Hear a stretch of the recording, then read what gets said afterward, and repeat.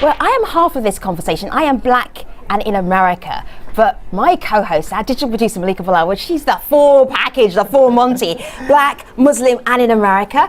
What is our online community saying about that trio of experiences? Well, we're hearing from people like me. We're also hearing from people all around the world, our global audience. They're all chiming in with their own experiences. Here's a video comment from one such person who wants to give us a little taste into what her life is like. Have a look. Being black and Muslim in America often means that one has to figure out a way to simultaneously navigate two particularly stigmatized social identities, that of being black and that of being Muslim. And when the dominant narrative of Islam in America is that it is a primarily Middle Eastern phenomenon, or maybe a South Asian phenomenon, then it doesn't leave a lot of space for people like me, people whose grandmothers picked cotton on the plantations in the South. Where do their stories fit in?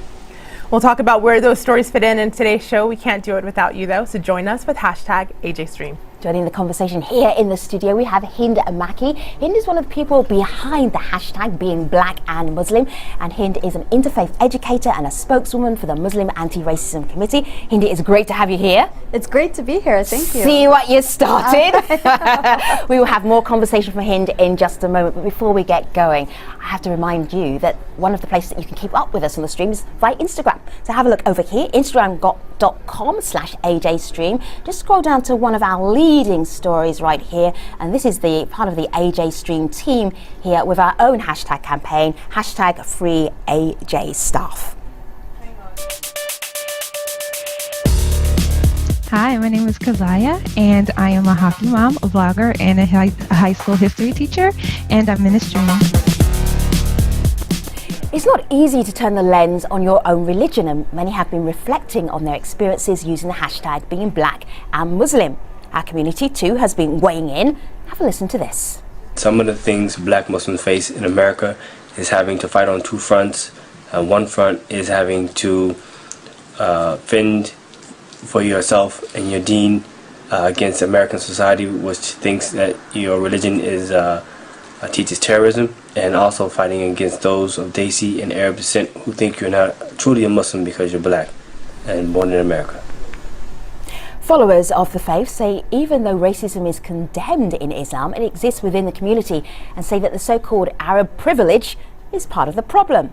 In the US, black Muslims account for around about a third of the country's Muslim population. So today we're bringing that online conversation into the stream to talk about worship and marriage and prejudice when it comes to race and Islam. To help us do that, we have from New York, Ibrahim Abdul Martin. He's an activist and author of the book Green Deen.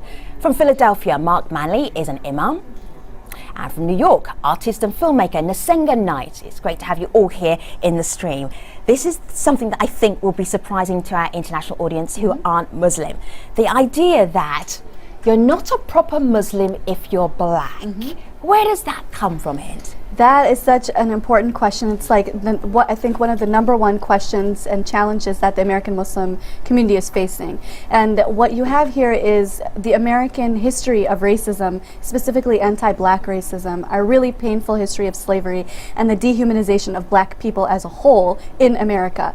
And then when you bring in Muslim immigrants from South Asia, from the Middle East, and even from Africa themselves, who come into the United States post-civil rights movement, and they are not necessarily aware of the structural racism, and they're not aware of the impact, the lasting impact of that today. And so there you have then this issue where you have Muslims from the traditional Muslim world who are implicitly kind of understanding or believing that African Americans, whether they're Muslim or not Muslim, are kind of, not wholly there in terms of fully understanding modern, Islamic precepts, right? And so there's this question of religious authority. Who has it? Of course, in Islam, if you study the faith, if you are a believer, you're considered to be an equal believer. It doesn't matter what your ethnic or racial background comes from. Right. Let me just check in with Ibrahim about this. Ibrahim is an old friend of mine. I can't think of a more faithful Muslim than Ibrahim. He taught me a load of stuff when we used to work together. Ibrahim, is that idea that you're not a proper Muslim, does that resonate with you because you happen to be black? My parents, my mother and father, converted to Islam in the 70s, early 70s. When my mother, after she converted, she would go to one of the major mosques in Manhattan, and it was mostly Arabs and South Asians, and they rejected her. They were very cold and very mean and very cruel. And for a lot of the people of my parents' generation, that was the experience that they had when they went into other communities. Obviously, that changed over time, but I think that initial first connection at that time was really profound, and I think it affects us. I think the challenge for us is that we're the children of immigrants and the children of converts, and now we have our own weird culture, and that we have to figure out. And this racism question is the one that all of us, as scholars, imams, as artists, as other folks that are in the community, is something that we constantly think about. Well, and speaking about racism, we actually heard from another organizer of this campaign. This is Dawood Walid out of Detroit. He talks a little bit about prejudice. Have a listen to this video comment. That's why it's more hurtful to me that when we go outside of Detroit into Dearborn or other places that are predominantly people of Arab descent, that we, or many of us, including myself, experience a type of prejudice, or as covert prejudice, but sometimes it's very overt prejudice amongst people who are Muslims that we share the same faith with. So Marquis mentions prejudice. Our community has reasons for why they think that exists. Jika on Twitter says most Arabs feel that they are the only pure and genuine Muslims. They view others, especially blacks, as inferior Muslims. So we're talking about this superiority complex that some say exists. Can you elaborate on that? I mean, I think that there's no doubt about that there is a regime of anti-black sentiment, in the Muslim community coming from non-blacks.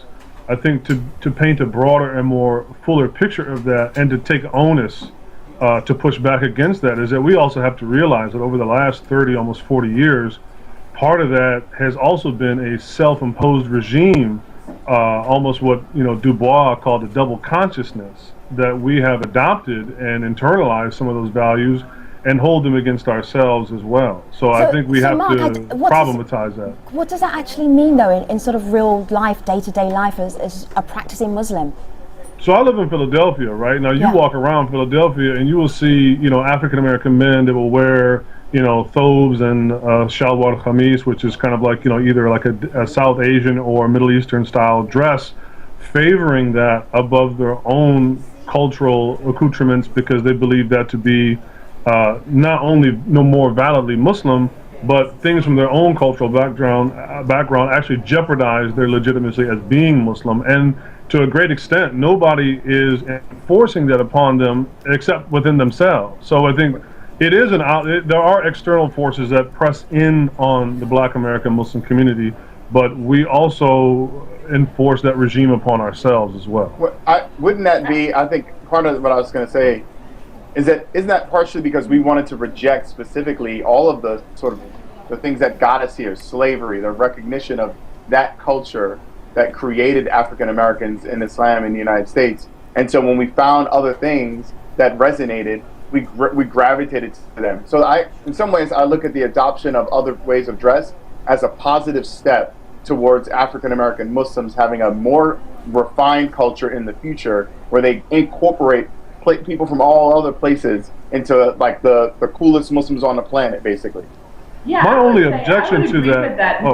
I kind of agree with that in a sense. I used to be very critical of this sort of appropriation of other cultures, the dress of other cultures, but then I started to sort of back away from that a bit, because I think in a sense, sometimes when people adapt Islam, become Muslims, then they feel like they have joined the sort of international sort of humanity in a sense, and that we didn't, as African Americans, we didn't necessarily choose this culture either. So the sort of taking that sort of authority or that license to take on another form of dress is, maybe it's a sort of experiment. I think it's possibly a sort of experiment. And I think so far as like this sort of legitimacy, can you be Black and Muslim? I think a lot of people don't think that necessarily anybody can be American and Muslim and really practice here, and even in my travels abroad, then, you start to realize that Muslims aren't practicing necessarily any better in, in Morocco or Malaysia or any of these other Muslim countries than they are here. Sometimes they see us as being the stricter Muslims. Well, the only thing I'll say real quick to that is that it's sad that being black and Muslim in America is finding food is hard, finding products that are halal are hard. The stuff that and Ibrahim, we just did a show on halal, but could you explain that for our international audience who may not understand?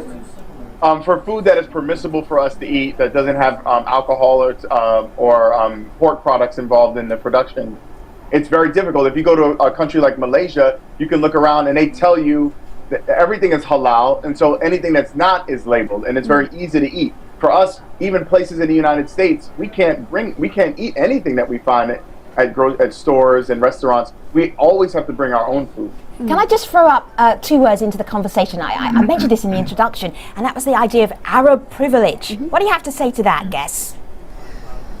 I would agree. I think there is an Arab privilege, but again... Do you want to explain it? Do you want to unpack that idea for us a little bit, Imam? I think part of why there is the aesthetic of an Arab privilege is problematized, one, that the Quran, right, our book, right, is revealed in the Arabic language, and therefore also the Arabic language also tends to be the scholastic or the canonical language of the Muslims, and therefore people that can acquire those will tend to be held on sort of a pedestal.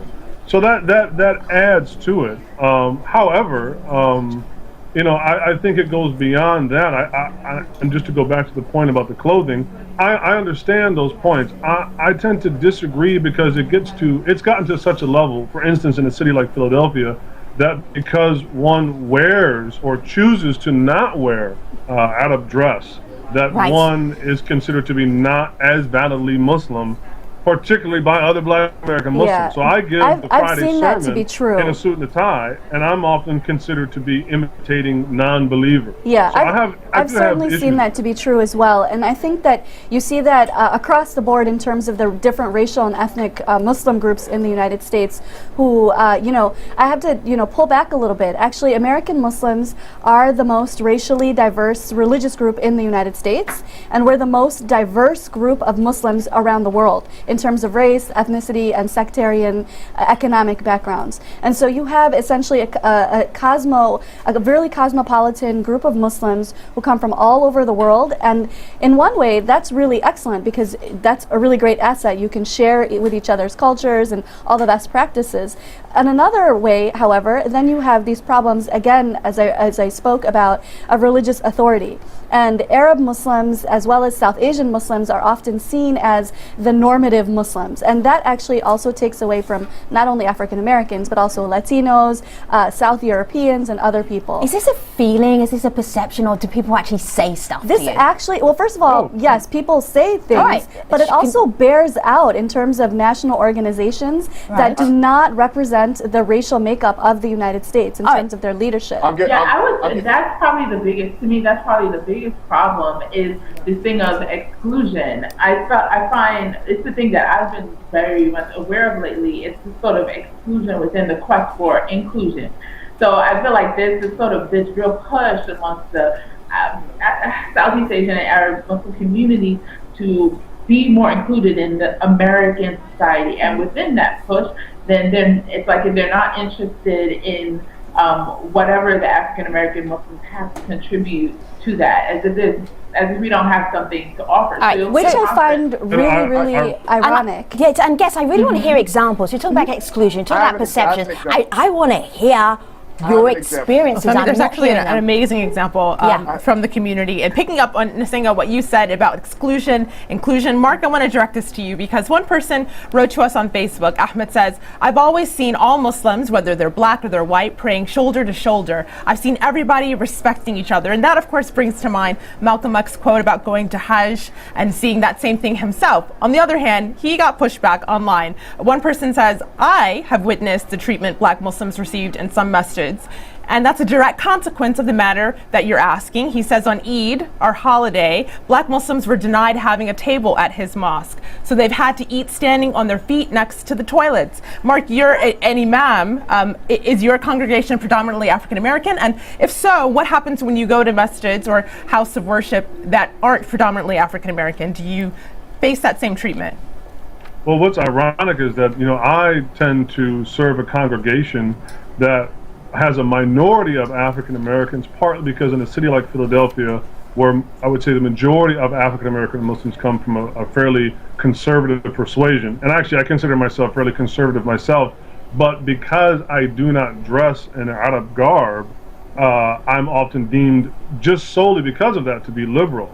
So by result of that, a lot of my congregation tends to actually be second generation South Asian and second generation Arab who identify more with me on the lines of being black and being American than they do necessarily even with their own families. I have a thought. At a masjid in the Lower East Side, maybe like 4 or 5 years ago, I went there to eat after iftar, after fasting, and I was told to sit over to a certain area, removed from where I was sitting, and told to sit someplace else. And then as I sat in the other place, right near the like the toilets, like that message said, the guy ushered another South Asian man to sit where I had been sitting. A group of men. Yeah. All right. So here's the thing. So everybody watching this at home is like, what? Yeah. What did you do, Ibrahim? What did I do? What did you do?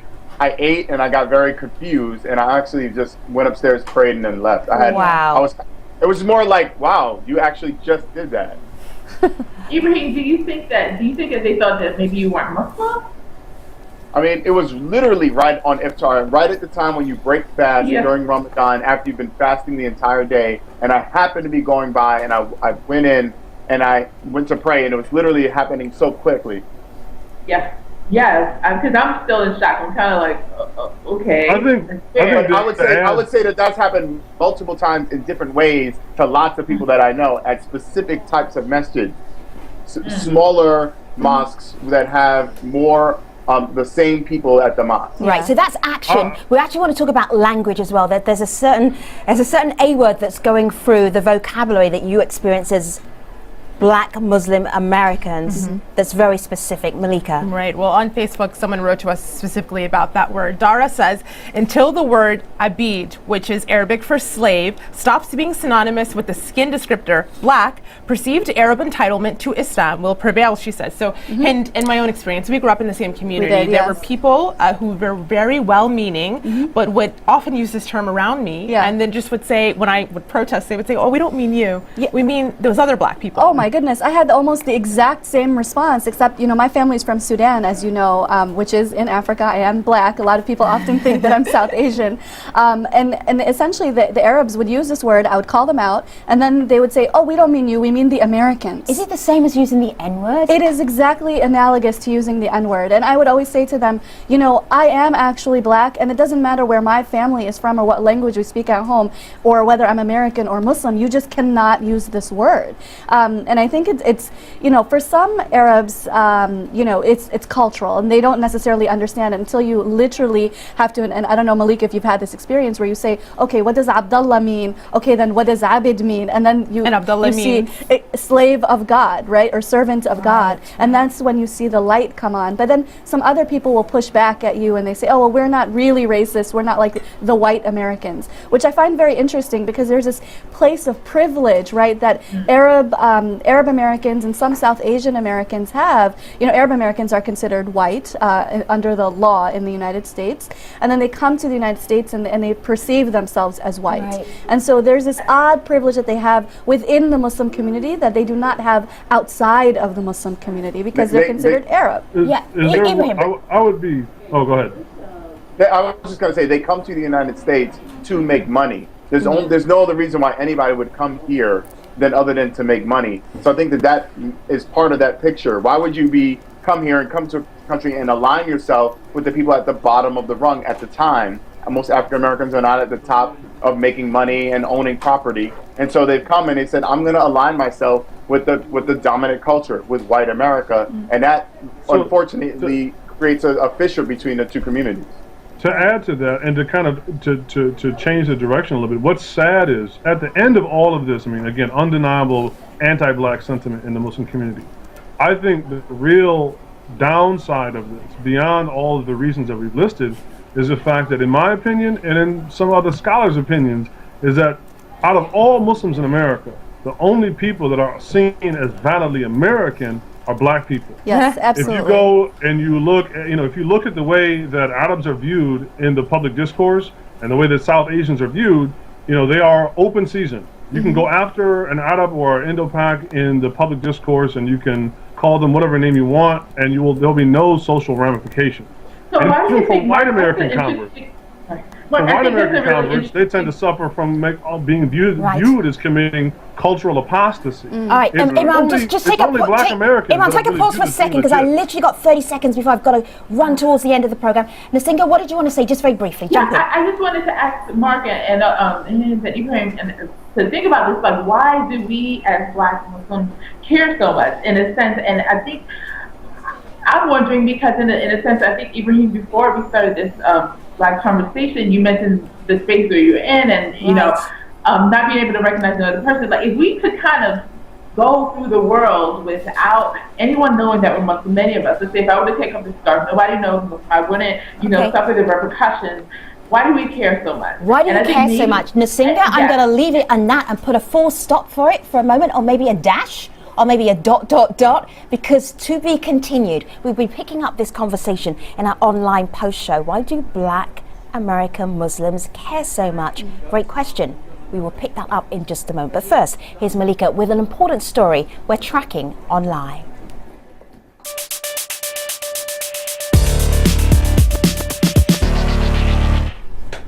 Every day we use this space to cover stories you want us to follow. But on Al Jazeera's Global Day of Action for Press Freedom and for our detained journalists, we asked for support and you delivered.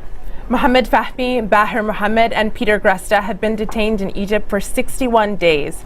Abdullah al-Shami has been held since August 14th and on hunger strike for more than a month. They've been largely silenced, but worldwide supporters are giving them voice with the hashtag #FreeAJStaff. Al Jazeera held a global simultaneous thunderclap to boost your calls, meaning your tweets reached millions. Let's take a look. We start in Australia, where journalists there were the first to join today's campaign. Gavin Morris tweets, "Come on Egypt, free AJ Staff. Australian journalists back free AJ Staff campaign." In Phnom Penh, journalist Rob Carmichael tweets this photo, saying, "Journalists in Cambodia supporting the Global Day of Action." Well, next to Kiev in Ukraine, where Al Jazeera America correspondent Nick Sheffrin tweets, "Enough is enough. Time for Egypt to release journalists jailed for doing their jobs." And last, we end here in Washington, D.C., the capital, where journalist Alex Howard tweets, "Journalism is not terrorism. It is essential to democracy and human rights. The government of Egypt should free AJ Staff." The campaign to free our journalists doesn't end today. We'll be highlighting your voices on our website. So head to stream.aljazeera.com/freeajstaff to join us. Femi? There's one picture I just want to leave us on for the main show. That's on my laptop, and it's something that I've been seeing tweeted out for being Black and Muslim, and it's the two hands. There's a white hand and there's a black hand on top, and this is from Hiba. She says, "Muslims should remember that Islam issued this anti-racist law thousands of years ago. Wake up, hashtag being Black and Muslim." This conversation is not over yet. I'm taking it to the post show and all of our guests at stream.aljazeera.com. And if you're watching the TV, you can also catch us online at YouTube, so do that. In the meantime, let me tell you about Monday's program. US Christians are facing a culture clash within their own faith over gay rights. We look at the internal tensions and their global impact. That's it for now. Thanks for watching. See you online. Take care.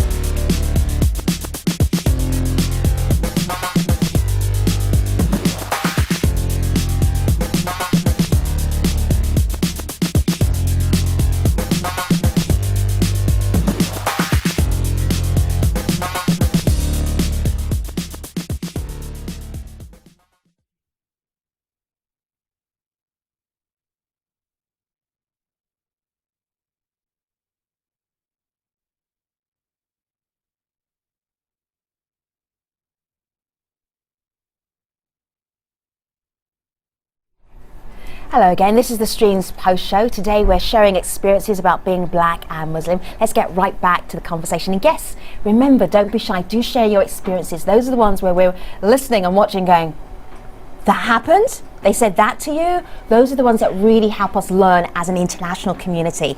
I am going to ask about marriage. How does that work out? Some chuckling happening there. I know Ibrahim's wife, she's lovely. She's not African American. How did you two get together, and what happened when you did? That's a hilarious question. I think how do we get together? I think it was more of a conversation about what direction we wanted to go in, and we felt that we both fit that. So I mean, that's the short and the sanitized version of how we met each other. Yeah, now tell us the real version, because we've got time. It's the post show. This is the thing. Be candid. I was not looking for a South Asian woman.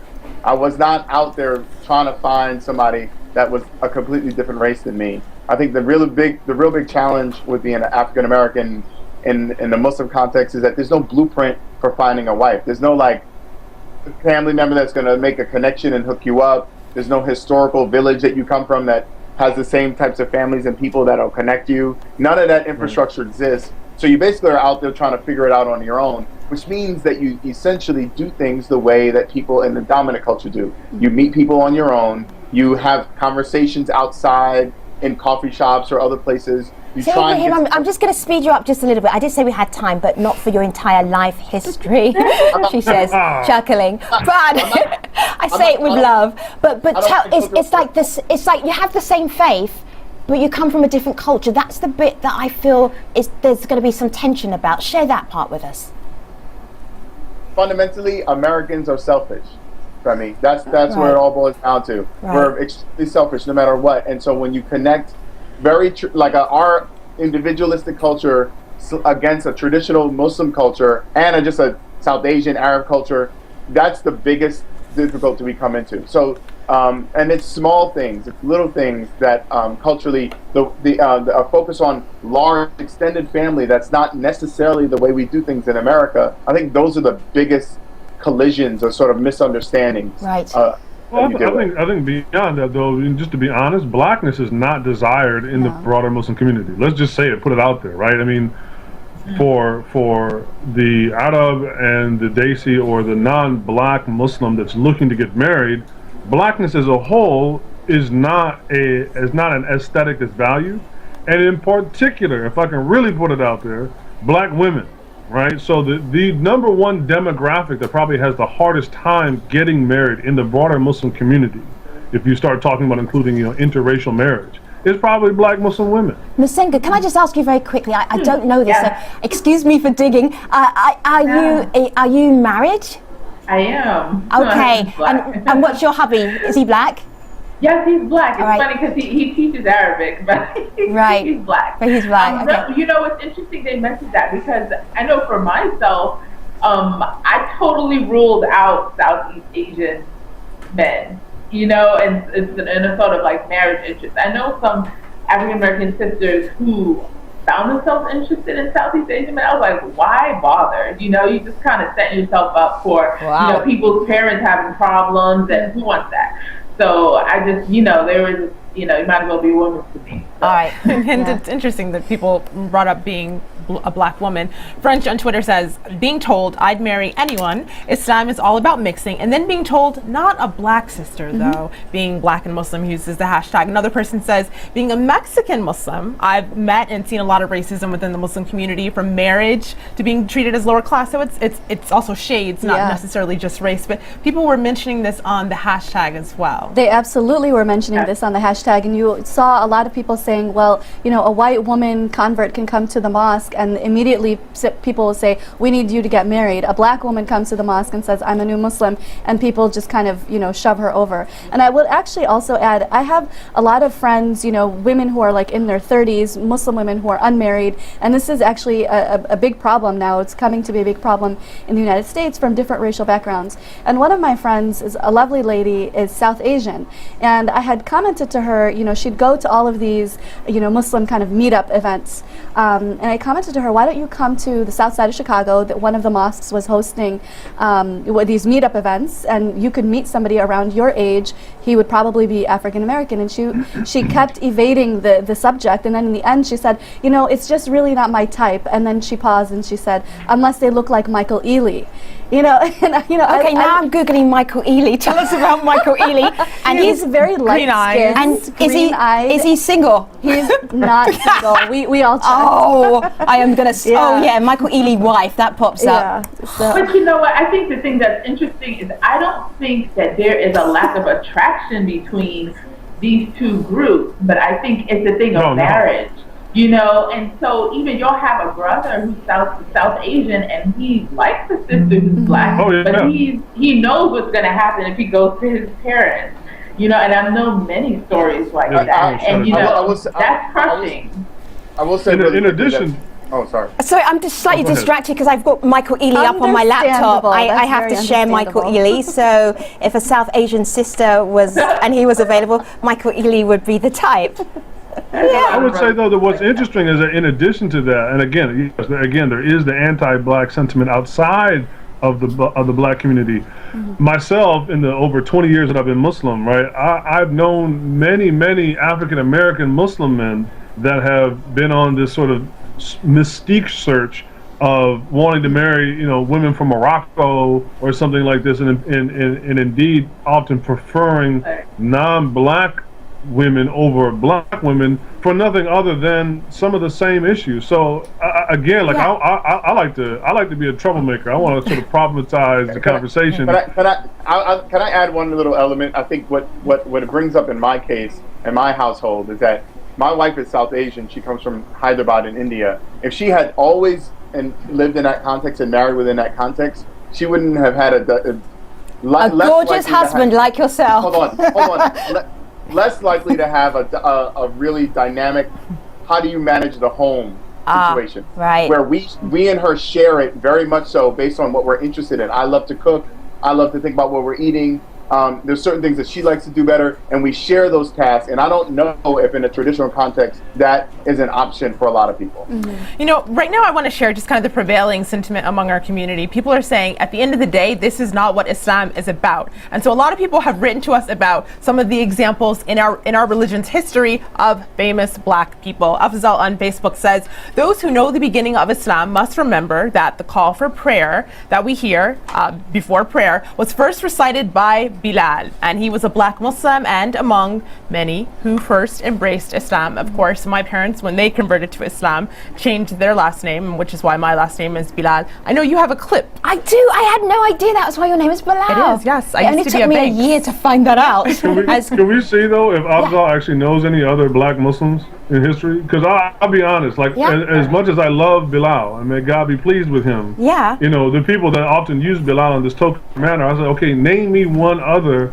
black Muslim in early black Muslim history. Muslim history. So listen, I've got a tweet here that actually names a whole load of people. So we've got the woman who breastfed Prophet Muhammad, the only man Prophet Muhammad adopted, the only companion mentioned in the Quran, youngest man to lead a Muslim army, the first family to enter Islam. Okay, there's a whole list here, but why do people not know about it then, Mark? I mean, I think, one, they're not really looking for black people, and partly because Bilal is just, it really stands out because he is the inventor of the call to prayer. Right. So in that manner, but other than that, people aren't really looking out for black people in Islam. It's seen primarily as a non-black enterprise, particularly in its formative years. Mark, in your 20 years as being converted to Islam as a Muslim here, have you ever seen a movie called The Message? Of course. Okay. I need to go and rent it. Who else has everybody here seen The Message? I have seen it. All right. What do our audience need to know about The Message before I play a little clip of Bilal doing the call to prayer? Who's going to give me a little movie summary? It's old. Old movie. Yep. Go on. It's old. And if you're an American convert and you haven't seen it, you might have to repeat your testimony. Okay. And with that, here is a little clip. This is Bilal. Okay. Yeah. All right. We'll play the clip. We'll come back to you, movie critic here. Okay. So here we go. So this is Bilal here. He is a companion to the Prophet Muhammad. And he's about to do the call to prayer.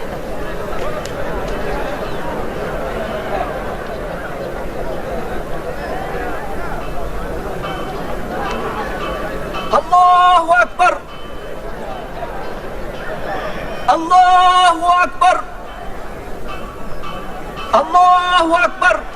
And the reason why Bilal is often cited when we have a conversation like the conversation we're having today is that Muslims will say, no, we're not racist because Bilal was the companion of the Prophet Muhammad. It can't be racist. And you say to that, Hind, what? And we have more than just Bilal, as Imam Mark has mentioned. We also have in the Quran very specifically that, you know, racism is completely condemned. And in the Prophet's last sermon, he outright said, no Arab is better than a non-Arab because he's Arab. No non-Arab is better because an Arab. I mean, so racism is categorically condemned in Islam. However, you know, people don't always go to the sources and they don't always embody these sources at all. And something we talked about in our editorial meetings we were getting ready for this show is that, to be honest, every religion says that racism is a bad idea. Like, nobody actually says you have to differentiate between this race and this race.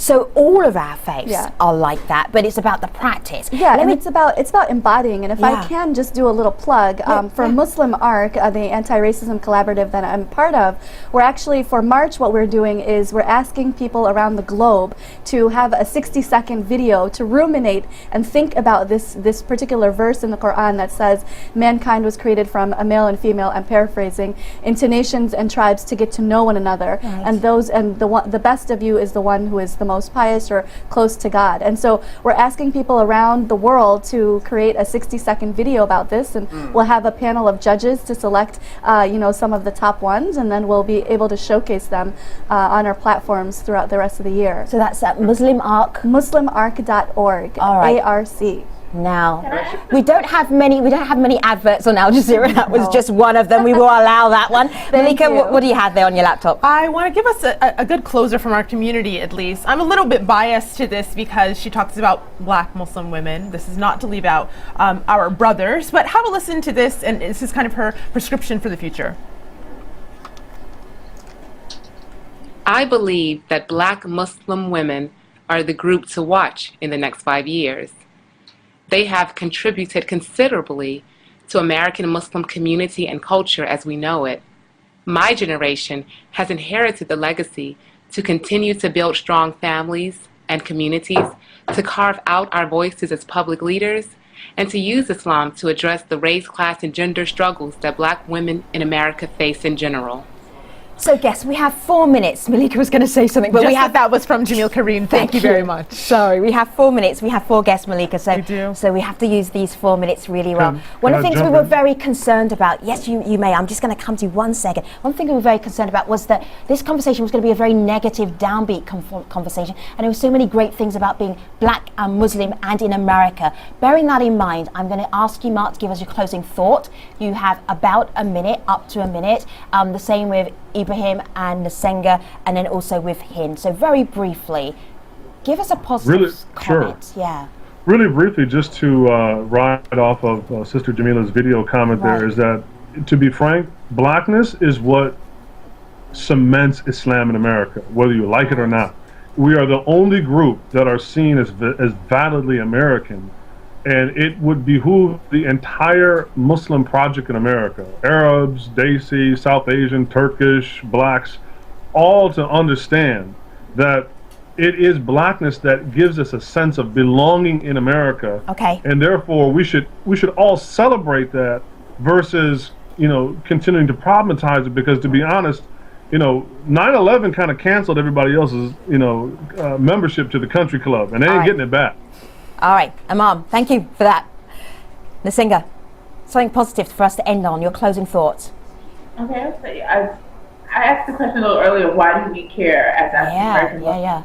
And I'd just like to go through some of my thoughts. I think as African American Muslims, many of us came into this faith with an ideal, and one of those ideals was this notion of the Ummah. And even if the rest of the Ummah doesn't love us or doesn't care about us, I think even within our tradition of the civil rights struggle, we see ourselves in a position to correct things, a position to sort of uphold this sort of notion of brotherhood and sisterhood, and perhaps that's our place still. Okay. So we're kind of a benevolent group, inshallah, and I think that the rest of the community can't really go very far without us. All right, let me just go to Ibrahim very briefly. Ibrahim, your last positive thought on this conversation is what? Yeah, I think the trends and the numbers show that like Muslims in America are doing well economically and educationally, and I think as that improves and hopefully it will include African American Muslims, you're going to start to see a whole wave of innovation and product development and exciting things that are going to happen that are going to influence the way people live their lives every day. So I think that's where we're going to start to create the next new economy in a way that's just and honorable as well. Hind, look what you started, and we are wrapping up right now. Last line is what? I'm so positive. I think that we're going to have an excellent future because people, Muslims and our allies from different backgrounds, identify this as an issue and believe each other to be brothers and sisters, not only in Islam but in humanity, and we want to make it better. I have had the best time of this conversation. You know it is going to continue online. #Black and Muslim.